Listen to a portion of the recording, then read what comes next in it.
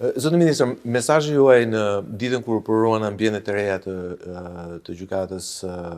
speciale të krimit dhe të korrupsionit, ishte një mesazh shumë i fortë. Ju folët një farë mënyrë lart kuptoni mbështetjen që po i jep qeveria dhe majoranca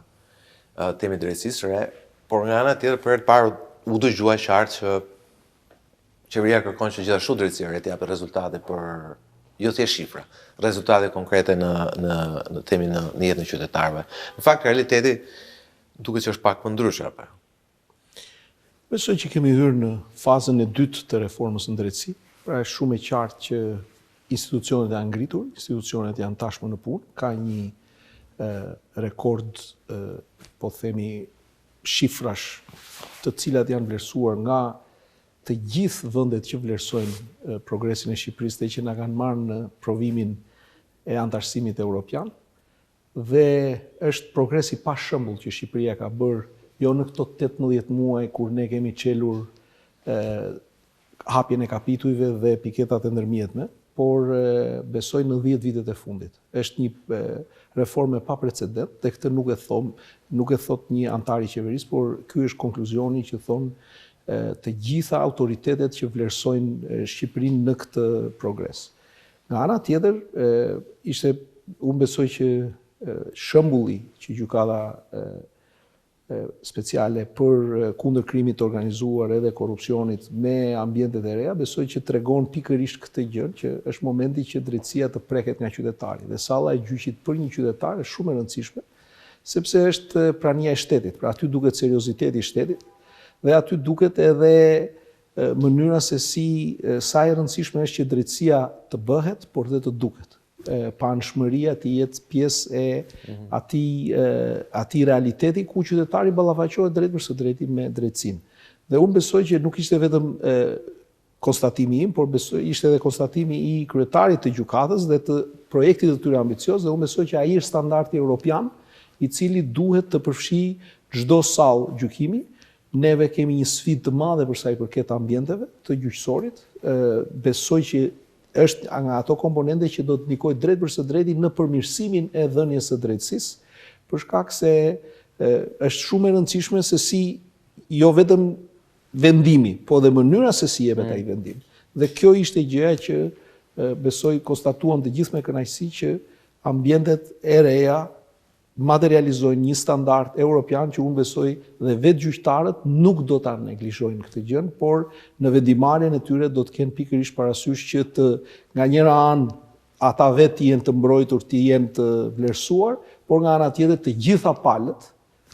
pra edhe qytetari, edhe prokurori, edhe avokati, të kenë mundësinë që të ndihen pjesë e këtij procesi dhe të shihen si të tillë. Në fakt, zoti ka një jo thjesht perceptiv, por një opinion, sidomos tek avokatët, që kjo praktikisht nuk ndodh në sallat e gjyqeve shqiptare, sidomos në sallën e gjykos. Shpeshherë avokatët thonë që nuk ndihen si mbrojtës, por ndihen pothuajse si të bashk akuzuar me klientët e tyre, se zëri i tyre nuk dëgjohet. Nuk e di se sa sallat e rregullojnë këtë lloj atmosfere. Pra kjo shkon përtej. Autoriteti që vendos rendin në një proces gjyqësor është gjykata, dhe besoj që ashtu siç thash që në këtë fazë të dytë të reformës në drejtësi, ku standardi evropian duhet të ndihet dhe të materializohet në çdo etapë, fazë të dhënies së drejtësisë, pra që nga momenti që qytetari e thërret ligjin në ndim deri në momentin që jepet vendimi apo qytetari merr në dorë drejtësinë, qoftë në formën e një vendimi, po qoftë në formën e një procesi gjyqësor, po qoftë në formën e një shkrese apo të një vendimi administrativ, kjo gjë duhet të ndihet. Pra nuk është vetëm cilësia e vendimarrjes, por besoj që i gjithë procesi duhet të ketë solemnitetin, paanshmërinë, garancinë, dhe e theksoj edhe një herë, për sa i përket asaj çfarë ndodh në një sallë gjyqi, është gjykata që vendos, dhe jam i bindur që standardet evropiane të dhënies drejtësisë nuk do të jenë vetëm në vendimet tona, por do të jenë edhe në mënyrën se si zhvillohen proceset, dhe kjo është sfida në këtë fazë të dytë të reformës në drejtësi, ku drejtësia duhet të takohet çdo ditë me qytetarin, është edhe për gjyqtarët, edhe për të gjitha palët në proces. Pra e thoni, majoranca e kalon testin politik të mbështetjes dhe të sponsorizimit të reformës në drejtësi, por gjysma tjetër e përgjegjësisë tashmë është tek vetë drejtësia e gjykatës. Unë jam duke thënë që rolet janë shumë të qarta. Pra, ju e përmendët, shumica qeverise, qoftë në rolin e vet ekzekutiv, si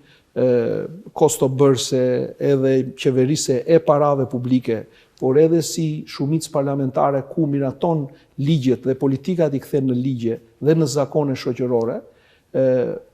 është roli i qartë, pra nuk bën drejtësi, nuk jep drejtësi. Por e njëjta gjë i qartë është edhe roli për gjykatën, që gjykata nuk bën politikë. Dhe gjithë secili në momentin që fokusohet tek detyra e vet, unë besoj që dhe qytetari do ta ndjejë drejtësinë në format e ndryshme, në varësi të asaj që bën secili pushtet, në mënyrën dhe në standardin evropian. Fjala kyç që unë mendoj që është standardi evropian. Standardi evropian nuk duhet jetë në letrat që ne japim e marrim me Brukselin, duhet jetë në sallë gjyqi, në zyrë shteti, në zyrë avokatie, në mënyrën se si shërbimi përmarimor ofron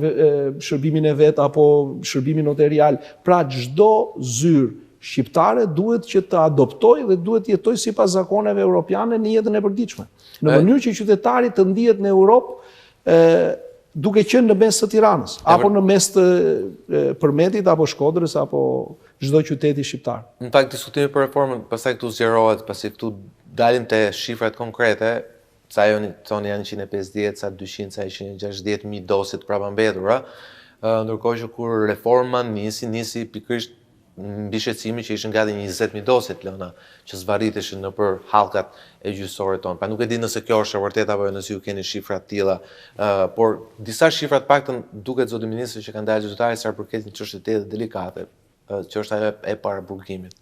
Pra kemi Këshillin e Europës, grupet drejtave të njerëzit, vërejtje nga Brukseli, të cilat tonë që çapo ndodh me burgjet shqiptare, që të cilat janë overcrowded, pra mbi populluara nga persona që rrinë në qeli të padënuar me një vendim formës prerë. Pra janë ose në kushtet të paraburgimit ose në shkallë të parë. Dhe këtu nuk bëhet fjalë sigurisht për krimet e rënda, bëhet fjalë për shkelje penale të natyrave tjera, përfshirë, por jo vetëm çështjet e korrupsionit apo që lidhen me qeverisjen. A është ky një problem që do adresohet vetëm me atë lëvizje që bëri gjykata e lartë, do ketë një lëvizje tjetër nga ana e qeverisë, pra cila është perspektiva, nuk po e them për plasje, këtij debati publik, i cili bëhet delikat për shkak se përmenden 1, 2, 3, 4, 5 emra nga politika. Po në fakt prek shumë shqiptar. Shkaku kryesor i reformës në drejtësi, unë besoj që ishte besimi apo mos besimi në rastin ton i publikut tek pushteti gjyqësor. Kjo ishte edhe arsyeja kryesore. Vonesat ishin një pjesë, po them një pasojë e këtij problemi, e kësaj problematike. Dhe ajo çfarë ndodhi ndaj e theksoj në 10 vitet ku ne ndërtuam institucione të reja, sistemi u fut në një sprov integriteti dhe fatkeqësisht gati gjysma e magjistratëve tanë nuk e kaluan atë sprov, na ka krijuar një problem për sa i përket vakancave, të cilit është shndërruar në problemin e vonesave dhe të kozgjate, për të cilën Këshilli i Lartë gjyqësor, Këshilli i Lartë i Prokurorisë kanë një plan dhe janë duke adresuar vonesën. Por sot ne jemi me një sistem gjyqësor që qoftë për shkak të goditjes së pandëshkueshmërisë, por do të thoshja edhe të eficiencës së vendimarrjes, sidomos kam parasysh të gjykatën e lartë dhe mënyra se si ata ju qasën vonesave në gjykatën e lartë dhe se si ulën për 60% atë volumin e çështjeve të mbartura, mendoj që ka arritur besimin e publikut dhe na jep një shpresë që ne mundet që t'i adresojmë vonesat që na janë krijuar në sistem dhe të analizojmë mirë edhe kozgjatjen. Për të kthyer te paraburgimi, po është një problem i cili na ka vendosur fatkeqësisht Shqipërinë në një listë të vockël vendesh që nuk e meriton Shqipëria për shkak të reformës, por që besoj ka të bëjë edhe me kulturën ligjore dhe me mënyrën se si gjyqësori sipas vendimit të unifikuar të gjykatës së lartë e ka përdorur masën e arrestit në burg, do thoshja pak në mënyrë të dorëlëshuar dhe pa bërë ato detyrime që vendos kodi i procedurës për cilën gjykata e lartë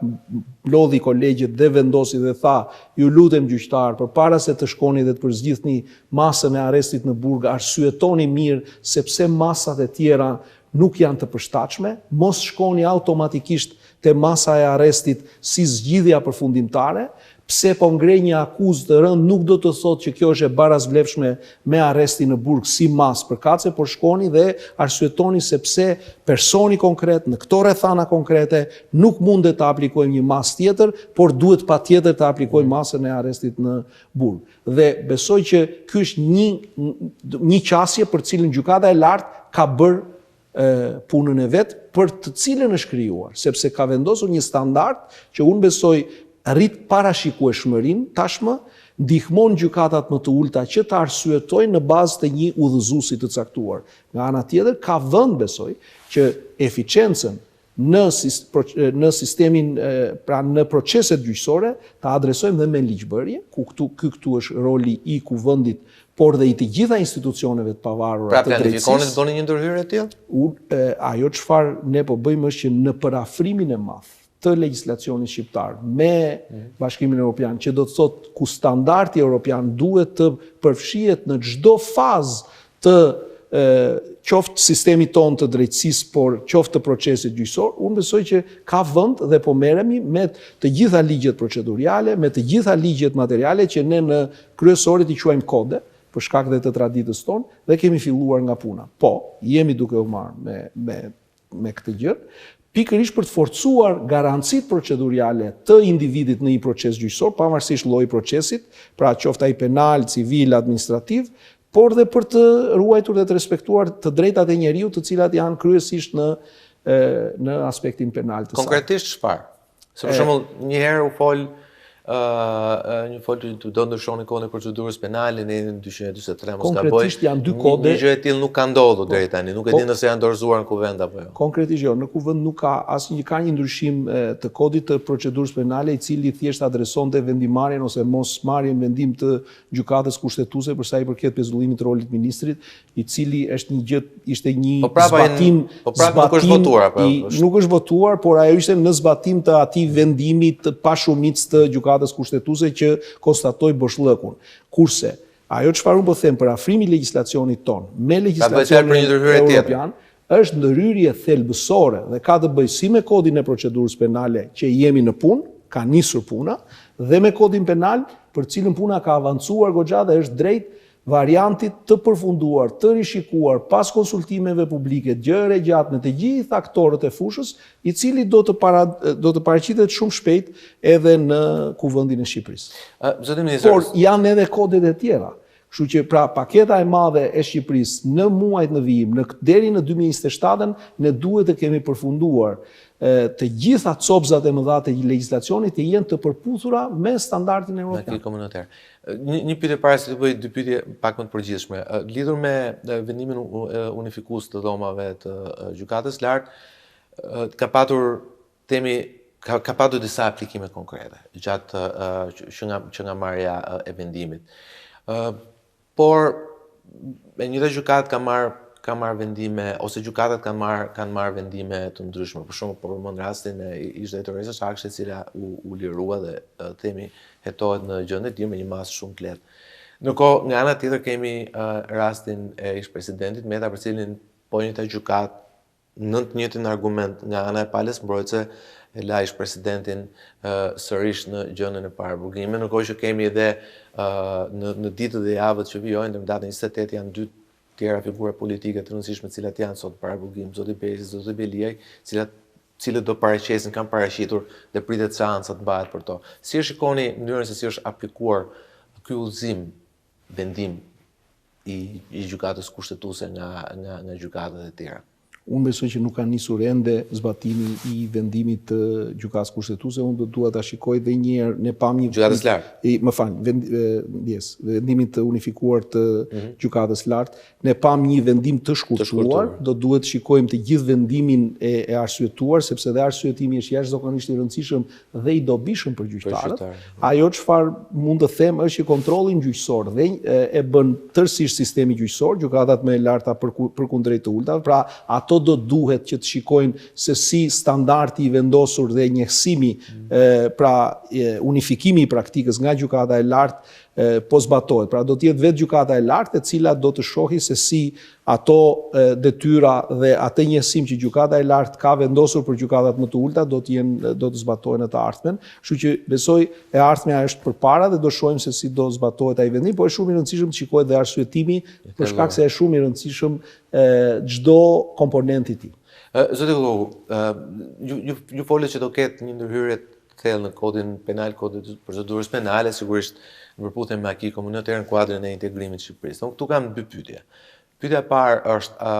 a tregon kjo që reforma në drejtësi ka dështuar dhe kërkon ndërhyrje? Dhe e dyta, a tregon që ka një përplasje midis pushteteve atij politik ekzekutiv dhe atij gjyqësor në Shqipëri? Nuk ka si të ketë dështuar reforma në drejtësi kur Shqipëria tashmë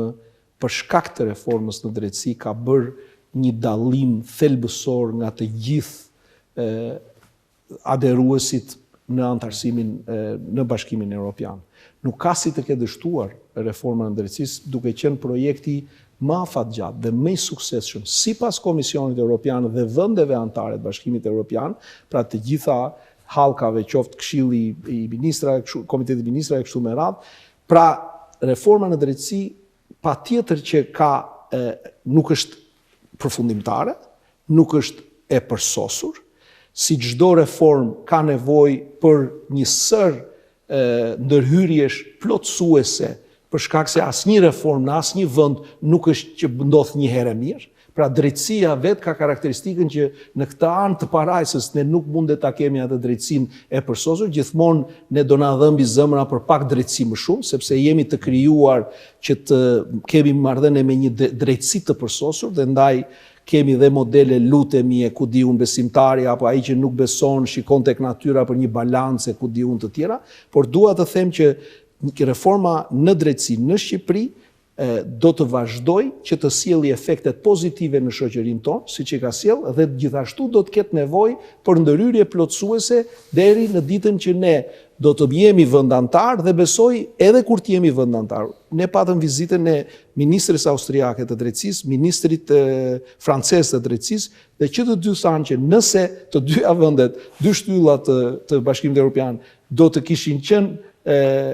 jashtë Bashkimit Evropian me mënyrën se si organizojnë drejtësinë, qoftë me ndërhyrjen që ka ekzekutivi në sistem apo me mënyrën se si pavarësia ruhet, Shqipëria thonë është model. Pra, arkitektura dhe mënyra se si ne kemi ndërtuar dhe se si kemi bërë të pavarur pushtetin gjyqësor është një model që shihet edhe nga vendet anëtare tashmë, të cilët e shohin me një lloj admirimi këtë gjën, por nga krau tjetër duhet të thënë që neve duhet të vazhdojmë që atë pavarësi pushteti gjyqësor ta drejtpeshoj, dhe këto janë edhe vëzhgimet e Komisionit Evropian, me përgjegjshmërinë e vet për të treguar që sistemi ynë i drejtësisë është jo vetëm i pavarur, por edhe i përgjegjshëm dhe i paanshëm në mënyrën se si e jep drejtësinë. Me që përmendën nisën e homologën tuaj austriake, këtu bëri pak lajm ideja që drejtuesit krejt e drejtësisë re, SPAK-u, por jo vetëm, u takuan me ministrin austriake, me homologën tuaj, pa pranin tuaj. A ju duket kjo normale në një vend demokratik? Dhe sovran do thoja? Absolutisht, po pikërisht për shkak të kësaj që thash, që në Austri ministri i drejtësisë është kryeson sistemin e drejtësisë. Pra është autoritet edhe për magjistratët. Dhe në këtë kuptim ka kompetencat që të diskutojë dhe me drejtuesit e institucioneve tona të pavarura, ndërkohë që në sistemin shqiptar ministri i drejtësisë vetëm koordinon për sa i përket pushtetit pavarur, përkundrejt pushteteve të tjera, ekzekutivit dhe legjislativit, qoftë në politikbërje, po qoftë edhe në pjesën e koordinimit të dhënave. Për që me qëra fjala është një gjë jashtëzakonisht e rëndësishme dhe kjo është një nga punët që ne po përpiqemi të bëjmë, që të standardizojmë të dhënat për të kuptuar që shohim të njëjtat probleme në sistemi, lexojmë njësoj apo dhe të njëjtat arritje. Kështu që po, nuk më duket fare normale nuk më duket fare problem që një ministre drejtësie, cila kryeson dhe ka kompetenca mbi pushtetin gjyqësor në një vend tjetër të takohet me krerët e pushtetit. Me idenë,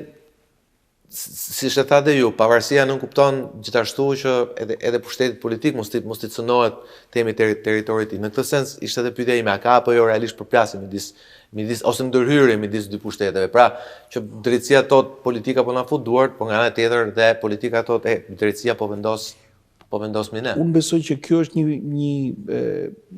debat që në shoqëritë demokratike ka qenë, është dhe do vazhdoj të jetë gjithmonë për aq kohë sa detyra jonë është pikërisht të balancojmë pushtetet, të balancojmë njëri tjetrin, por e gjitha do bërë në të mirë të qytetarit dhe jo në kurriz të qytetarit për drejtësi. Pra, nëse pushtetet fillojnë edhe grinden dhe ndërkohë është duke vuajtur qytetari, kjo nuk mendoj unë që është gjë e dur, por nëse pushtetet përpiqen që të drejtpërshojnë fuqinë e njëri tjetrit, por në të mirë të qytetarit, për të marrë drejtësi